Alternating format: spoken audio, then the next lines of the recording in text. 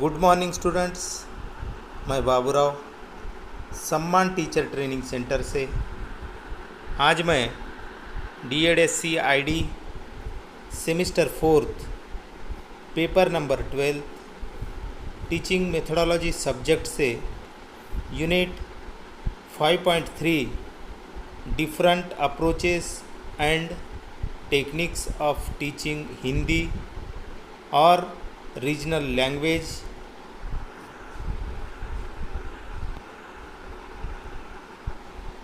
हिंदी तथा क्षेत्रीय भाषा शिक्षण के विविध उपागम एवं तकनीक के बारे में पढ़ाने जा रहा हूँ। सबसे पहले देखते हैं परिचय। भाषा शिक्षण मूलतः कला है अतः इसमें पारंगत होने के लिए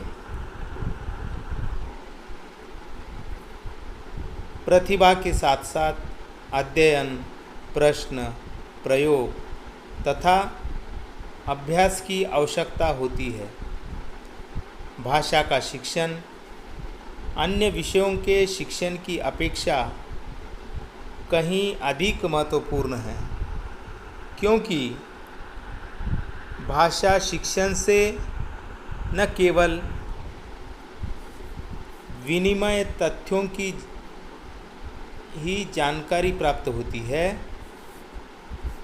भाषा शिक्षण से न केवल विनिमय तथ्यों की ही जानकारी प्राप्त होती है, अपितु उसके माध्यम से हमारा संवेगात्मक विकास होता है, व्यक्तित्व निखरता है तथा स्वस्थ अभिरुचियाँ तथा अभिवृत्तियाँ जन्म लेती है। भाषा के द्वारा शिक्षार्थी में सांस्कृतिक चेतना और सौंदर्य बोध का विकास होता है। भाषा के द्वारा शिक्षार्थी की सृजनात्मक प्रतिभा का विकास होता है। भाषा शिक्षण द्वारा शिक्षार्थी में भाषा कुशलता का विकास किया जाता है। हिंदी भाषा के शिक्षण को प्रभावी बनाने के लिए विभिन्न शिक्षण उपागम और तकनीकों का प्रयोग कर हिंदी भाषा का शिक्षक शिक्षार्थियों में साहित्यिक प्रतिभा का गुण भरता है तथा शिक्षार्थी के मानसिक, संवेगात्मक, नैतिक तथा सामाजिक विकास द्वारा उसके संपूर्ण व्यक्तित्व को विकसित करता है। हिंदी भाषा शिक्षण के उपागम अध्ययन पद्धतियों से जुड़े वे दृष्टिकोण होते हैं।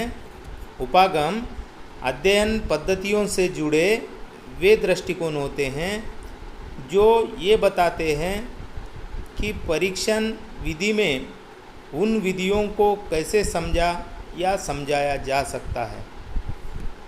हिंदी भाषा शिक्षण के मुख्यतः 2 उपागम होते हैं। नंबर 1 पाठ संसर्ग उपागम, नंबर 2 रचना शिक्षण उपागम।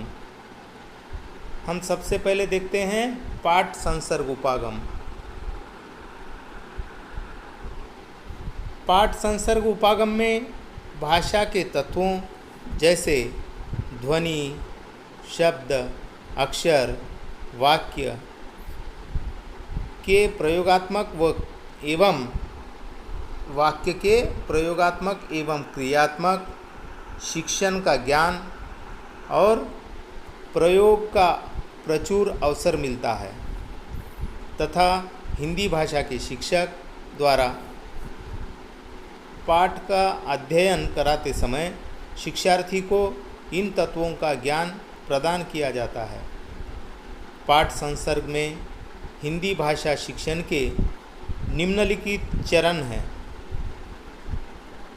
नंबर 1 उच्चारण शिक्षण, नंबर 2 वर्तनी शिक्षण, नंबर 3 शब्द शिक्षण, नंबर 4 वाक्य शिक्षण और नंबर 5 व्याकरण शिक्षण इत्यादि। सबसे पहले देखते हैं उच्चारण शिक्षण। हिंदी भाषा शिक्षण के उच्चारण की शुद्धता बहुत महत्वपूर्ण होती है, क्योंकि अगर शिक्षार्थी उच्चारण शुद्ध नहीं कर पाता तो वह कक्षा में अध्यायों के मौखिक अध्ययन से भागने या बचने लगता है। इसीलिए हिंदी भाषा शिक्षक को चाहिए कि प्रतिदिन कक्षा में वह शिक्षार्थी से पाठों का मौखिक अध्ययन कराए, साथ ही स्वयं भी पाठों का मौखिक उच्चारण कर शिक्षार्थी की उच्चारण क्षमता का विकास करे। नंबर 2 वर्तनी शिक्षण। हिंदी भाषा शिक्षण में वर्तनी शिक्षण का बहुत महत्व है। हिंदी भाषा शिक्षण की पाठ्यपुस्तक या भाषा वर्तनी की दृष्टि से शुद्ध होनी चाहिए, ताकि विद्यार्थी अपनी वर्तनी को शुद्ध कर सके। हिंदी भाषा में बहुत से ऐसे शब्द होते हैं जो क्लिष्ट या कठिन होते हैं। ऐसे में शिक्षक को उन शब्दों को पढ़ने में शिक्षार्थी की मदद कर वर्तनी शुद्धता का विकास करना चाहिए। नंबर 3 शब्द शिक्षण।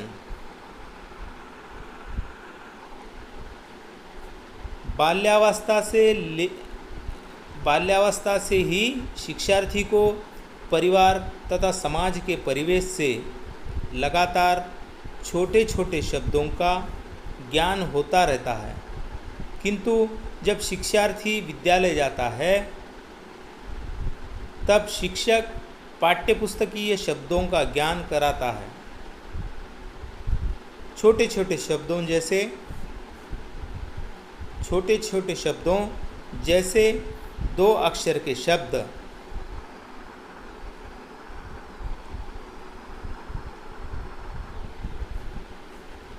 ज प्लस ल इक्वल टू जल, 3 अक्षर के शब्द क प्लस म प्लस ल इक्वल टू कमल तथा 4 अक्षर के शब्द ट प्लस म प्लस ट प्लस म टमटम इत्यादि का ज्ञान कराता है। हिंदी भाषा शिक्षक शिक्षार्थी में नए नए शब्दों का विकास करता है तथा मौखिक और लिखित दोनों रूपों से शिक्षार्थियों को शब्दों का शिक्षण देने का प्रयास और अभ्यास करवाता है। नंबर 4 वाक्य शिक्षण। अक्षरों से शब्द बनते हैं और शब्दों से वाक्यों का निर्माण होता है। हिंदी भाषा में वाक्यों की शुद्धता महत्वपूर्ण होती है, क्योंकि वाक्यों की संरचना करते समय यदि संज्ञा पुल्लिंग है और उसकी क्रिया स्त्रीलिंग हो जाती है तो वाक्य की शुद्धता वहीं समाप्त हो जाती है। हिंदी भाषा के शिक्षक को शिक्षार्थी को समझाने या पढ़ाने के लिए वाक्य योजना को सरल बनाना चाहिए, ताकि शिक्षार्थी सफलतापूर्वक वाक्यों का मौखिक एवं लिखित अध्ययन कर सके। नंबर 5 व्याकरण शिक्षण। भाषा की शिक्षण में व्याकरण की उपयोगिता सदा से रही है। भाषा के प्रयोग में शुद्धता और स्पष्टता लाने के लिए व्याकरण का ज्ञान आवश्यक है। हिंदी भाषा के शिक्षण में व्याकरण शिक्षण के द्वारा शिक्षार्थियों में भाषा की प्रकृति, उसके ध्वनि विज्ञान, रूप विज्ञान एवं शब्द निर्माण के नियमों की जानकारी देता है।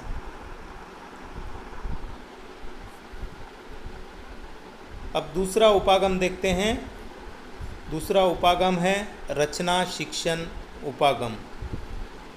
रचना शिक्षण का अर्थ है भावों, विचारों को लिपिबद्ध रूप से अभिव्यक्त करना या लिखना। सामान्यतः रचना से निबंध रचना, पत्र, कहानी रचना का ही बोध होता है, किंतु रचना का ये सीमित क्षेत्र है। रचना का ये सीमित क्षेत्र है। हिंदी भाषा शिक्षण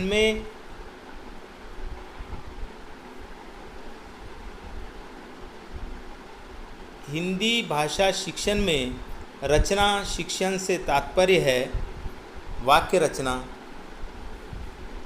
वर्तनी रचना, अनुच्छेद रचना इत्यादि। रचना शिक्षण दो प्रकार की होती है।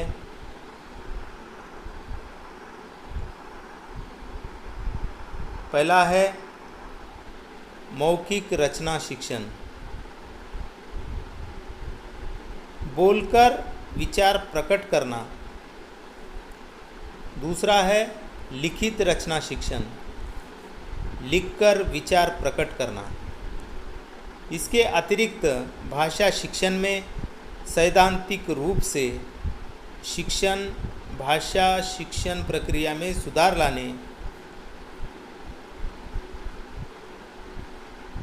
ज्ञानात्मक, भावात्मक एवं क्रियात्मक उद्देश्यों की प्रभावी ढंग से पूर्ति के लिए निम्नलिखित उपागमों को विभिन्न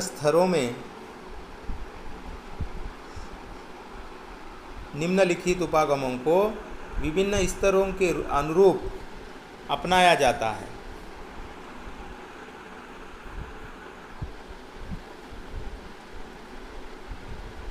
स्तर प्राथमिक स्तर पर, माध्यमिक स्तर पर, उच्च माध्यमिक स्तर पर। इसके प्रतिपादक है हर्बर्ट। प्राथमिक स्तर पर के प्रतिपादक है हर्बर्ट। माध्यमिक स्तर के प्रतिपादक है मॉरिसन और उच्च माध्यमिक स्तर के प्रतिपादक है हंट। सर्वाधिक बल।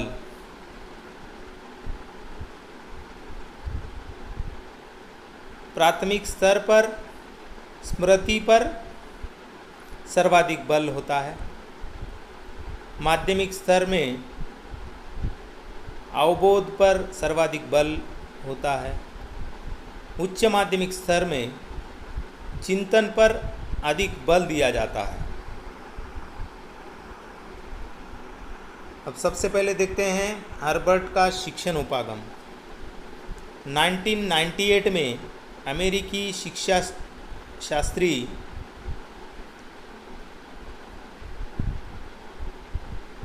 हर्बर्ट ने मुख्यतः भाषा के सामान्य ज्ञान पर अधिक बल दिया है। इस स्तर पर शिक्षार्थी में स्मृति क्षमता कम होती है। इस स्तर पर शिक्षार्थी में पुनरावृत्ति आवश्यक होती है। हर्बर्ट के अनुसार इस उपागम में शिक्षक सक्रिय रहता है जबकि शिक्षार्थी निष्क्रिय होता है। हर्बर्ट के शिष्यों द्वारा हर्बर्ट पंचविधि को प्रतिपादित किया गया है, जैसे प्रस्तावना, प्रस्तुतिकरण, तुलना, नियमीकरण, प्रयोग तथा अभ्यास। अब दूसरा देखते हैं मॉरिसन का शिक्षण उपागम। मॉरिसन शिक्षण उपागम को बोध स्तर या समझ स्तर की शिक्षण व्यवस्था कहते हैं। मॉरिसन ने बोध स्तर के शिक्षण मॉडल को 4 चरणों में प्रस्तुत किया है, जैसे नंबर 1 उद्देश्य, नंबर 2 संरचना, नंबर 3 सामाजिक प्रणाली और नंबर 4 मूल्यांकन प्रणाली। माध्यमिक स्तर पर छात्रों के पाठ्यवस्तु के स्वामित्व पर बल देते हुए उनके व्यक्तित्व विकास को भी ध्यान में रखा जाता। मॉरिसन ने बोध स्तर की शिक्षण व्यवस्था को 5 सोपानों में विभाजित किया है। नंबर 1 अन्वेषण, नंबर 2 प्रस्तुतिकरण, नंबर 3 परिपाक, नंबर 4 व्यवस्था, नंबर 5 वर्णन। अब तीसरा हंट का शिक्षण उपागम।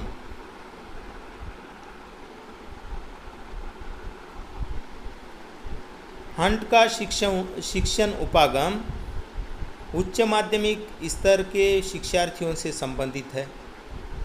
इसमें शिक्षण के दौरान मुख्यतः चिंतन स्तर पर अधिक बल दिया जाता है। हंट का मानना है कि पहले के दोनों उपागमों में स्मृति एवं अवबोधन पर बल दिया गया है, लेकिन शिक्षण का मुख्य उद्देश्य शिक्षार्थियों में चिंतन की क्षमता विकसित करना है। अतः हंट के शिक्षण उपागम में समस्या केंद्रित शिक्षण पर बल दिया गया है, ताकि शिक्षार्थियों में मौलिक चिंतन का विकास हो सके। इस प्रकार भाषा शिक्षण में उपर्युक्त उपागम का प्रयोग कर शिक्षक किसी भी भाषा के शिक्षण के उद्देश्यों की पूर्ति कर सकता है तथा शिक्षार्थियों में भाषा शिक्षण के प्रति चेतना जागृत कर सकता है।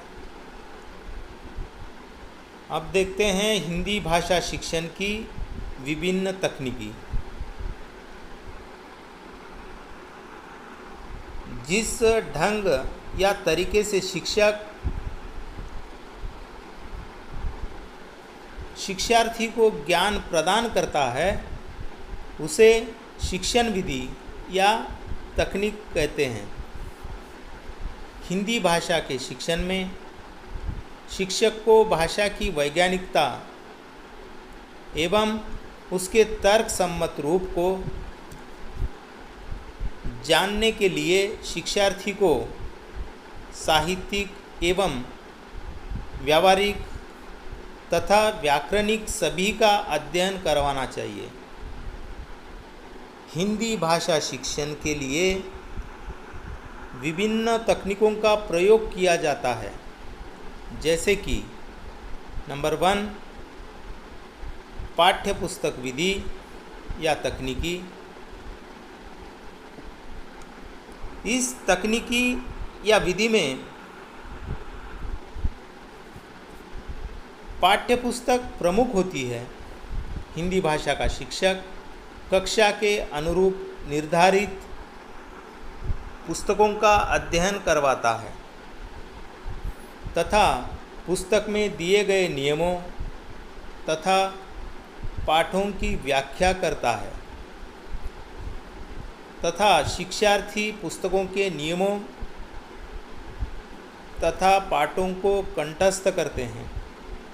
यह तकनीकी प्रायः माध्यमिक स्तर से प्रारंभ होती है, क्योंकि प्राथमिक स्तर पर शिक्षार्थी से मौखिक वाचन अधिकतर शिक्षक द्वारा करवाया जाता है। नंबर 2, निगमन विधि या तकनीक। निगमन विधि को सिद्धांत विधि भी कहते हैं।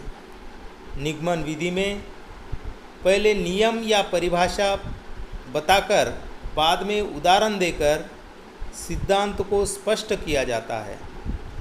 जैसे संज्ञा पढ़ाते समय पहले परिभाषा बताई जाती है तथा बाद में उदाहरण बताया जाता है।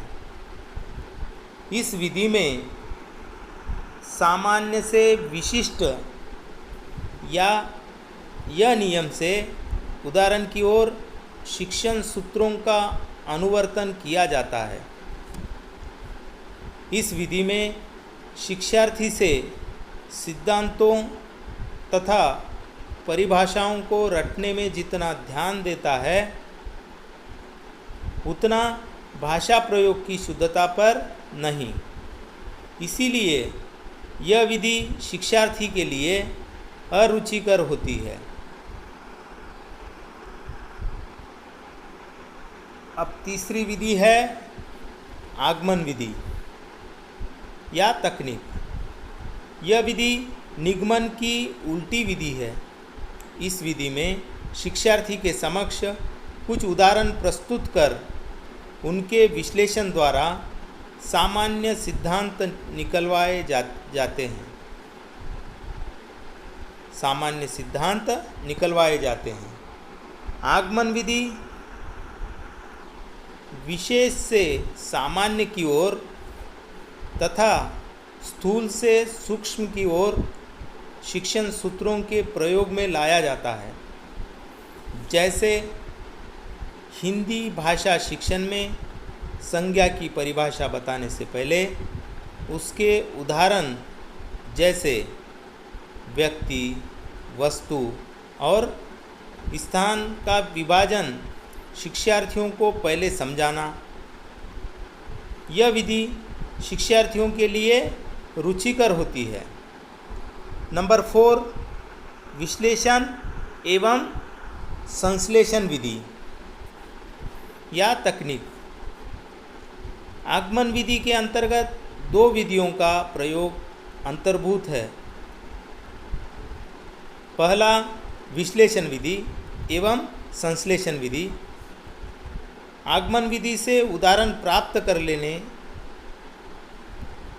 अंतर शिक्षक शिक्षार्थियों के सहयोग से उनका विश्लेषण करवाता है।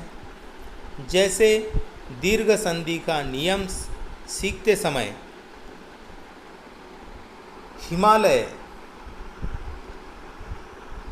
हिमालय उदाहरण का विश्लेषण निम्नलिखित प्रकार से किया जाएगा। शिक्षक शिक्षार्थी से पूछेंगे, हिमालय शब्द किन किन शब्दों के मेल से बना है? शिक्षार्थी उत्तर देंगे, हिम धन आलय। फिर शिक्षक पूछेंगे, हिम शब्द के अंत से क्या स्वर है? शिक्षार्थी अस्वर। शिक्षक, आलय शब्द में प्रथम स्वर क्या है? शिक्षार्थी आ स्वर। विश्लेषण विधि के अनंतर विश्लेषण विधि कार्य आरंभ होता है। विश्लेषण विधि में जिन तथ्यों को फैलाया गया है उनको समानता के आधार पर समेटना या इकट्ठा करना संश्लेषण कहलाता है। संश्लेषण के आधार पर ही सामान्यीकरण होता है और बाद में नियम का निर्माण होता है। जैसे शिक्षक अ धन आ को मिलाकर क्या परिवर्तन हुआ? शिक्षार्थी उत्तर देते हैं अ प्लस आ इक्वल टू आ। परिवर्तन में आ गया। अ प्लस आ का परिवर्तन आ।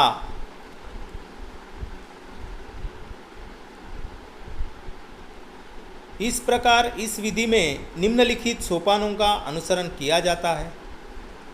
उदाहरण, तुलना, विश्लेषण, संश्लेषण, सामान्यीकरण, नियमीकरण या निष्कर्ष प्रयोग तथा अभ्यास।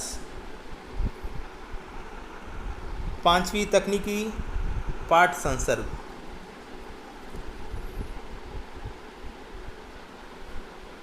पांचवी तकनीकी पाठ संसर्ग विधि या तकनीक। हिंदी भाषा का शिक्षक जब भाषा का शिक्षण करवाता है तो शिक्षार्थियों को यथावसर तथा यथा प्रसंग भाषा के बिंदु को स्पष्ट करते हुए चले। ऐसे विधि को पाठ संसर्ग विधि या भाषा संसर्ग विधि कहा जाता है। इस विधि को समन्वय या समवाय विधि भी कहा जाता है। यह विधि आगमन विधि के अधिक निकट है। इस प्रकार हिंदी भाषा के शिक्षक को कक्षा के परिस्थितियों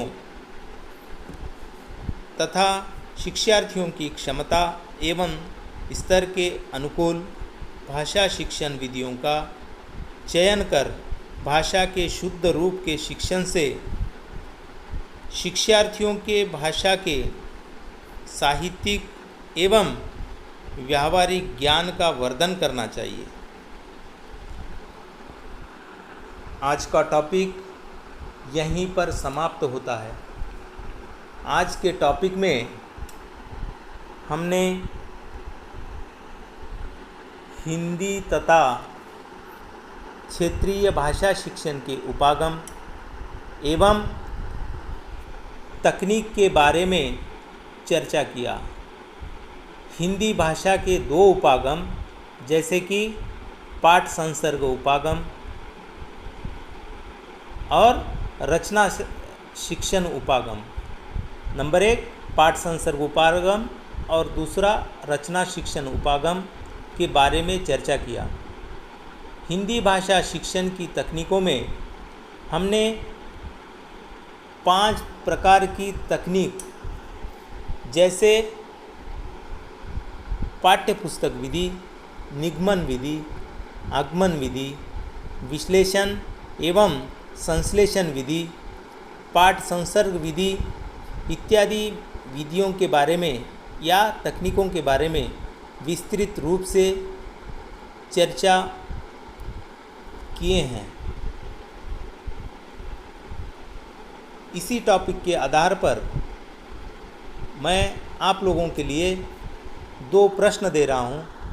उन 2 प्रश्नों के उत्तर आप अपनी कॉपी में लिखकर उसका फ़ोटो या image DED second year WhatsApp group में पोस्ट कर दीजिएगा।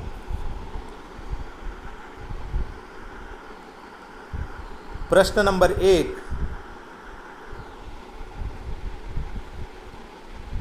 हिंदी भाषा शिक्षण के विभिन्न उपागमों की व्याख्या कीजिए। प्रश्न नंबर 1, हिंदी भाषा शिक्षण के विभिन्न उपागमों की व्याख्या कीजिए। प्रश्न नंबर 2, हिंदी भाषा शिक्षण की विभिन्न तकनीकों का वर्णन कीजिए। प्रश्न नंबर 2, हिंदी भाषा शिक्षण की विभिन्न तकनीकों का वर्णन कीजिए। ओके, धन्यवाद।